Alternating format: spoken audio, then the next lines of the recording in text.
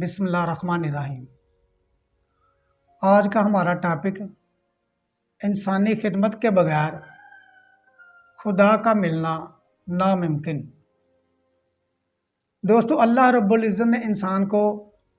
اشرف المخلوقات بنایا اور اس کی ایک ہی وجہ ہے کہ یہ انسان دوسرے انسانوں کے کام آتا ہے، لوگوں کے دکھ درد میں شریک ہوتا ہے، جو بیمار ہیں ان کی عیادت کرتا ہے۔ انسان کی اس خوبی اور اس وصف کی بنیاد پر اللہ رب العزت نے اسے اتنا مقام دیا کہ ساری مخلوقات میں سے اس کو افضل کر دیا۔ اب آپ یہ دیکھیں کہ اسلام میں بنیادی طور پر دو پہلو آپ کو نمایاں نظر آتے ہیں، جن میں سے ایک کا تعلق حقوق العباد کے ساتھ ہے، جسے ہم نماز، روزہ، زکوٰۃ اور حج وغیرہ کے نام سے جانتے ہیں۔ یہ اللہ کے حقوق ہیں جو انسان پر واجب ہے کہ وہ اللہ کے ان حقوق کو ادا کرے، جبکہ دوسرا پہلو انسان دوستی یا پھر حقوق العباد کے حوالے سے ہے، جن میں والدین کے حقوق ہیں، رشتہ داروں کے حقوق ہیں، یتیموں اور مسکینوں کے حقوق ہیں۔ اب یہ انسانوں پر جو حقوق ہیں انہیں حقوق العباد کہتے ہیں۔ تو گویا دو ہی نمایاں پہلو پائے جاتے ہیں اسلام میں کہ جس کی بنیاد پر انسان دنیا اور آخرت میں کامیاب ہو سکتا ہے۔ آپ یہ دیکھیں کہ اللہ رب العزت کو اپنی مخلوق سے اس قدر محبت ہے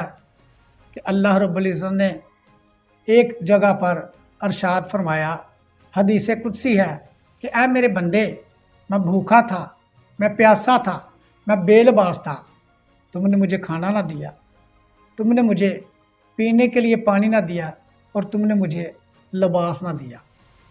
بندہ حیران و پریشان ہو کر پوچھے گا، یا اللہ، تو ان چیزوں سے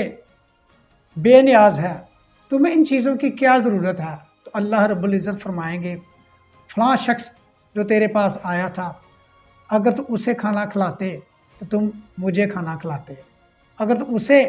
پانی پلاتے، اگر تو اسے لباس دیتے تو تم مجھے لباس پہناتے۔ تو گویا انسانوں کی جو ضروریات ہے اللہ رب العزت نے ان کی نسبت اپنے ساتھ جوڑ دی۔ اور اسی طرح سے ایک جگہ پر ایک حدیث ہے جس کا مفہوم ہے کہ اللہ کے نبی نے فرمایا کہ ساری مخلوق اللہ کا کنبہ ہے اور اللہ کو سب سے زیادہ محبوب وہ شخص ہے جو اس کے کنبے سے محبت کرتا ہے۔ لہٰذا اس حوالے سے یہ چیز ہمارے سامنے آئی کہ اگر انسان دنیا میں کامیابی حاصل کرنا چاہتا ہے، اللہ کا قرب حاصل کرنا چاہتا ہے، اللہ کی خوشنودی حاصل کرنا چاہتا ہے، تو اس کا ایک ہی طریقہ ہے کہ ہم انسانوں کے کام آئیں، دکھی دلوں کا مداوا بنیں، لوگوں کی ضروریات پوری کریں۔ اب آپ یہ دیکھیں کہ ایک اور جگہ پر جب آپ صلی اللہ علیہ وآلہ وسلم پر وحی نازل ہوتی ہے اور آپ کو پوری دنیا میں دین کو پھیلانے کے حوالے سے ایک ٹارگٹ دیا جاتا ہے، تو آپ سوچتے ہیں کہ میں پوری دنیا میں دین کو کس طرح سے پھیلاؤں گا۔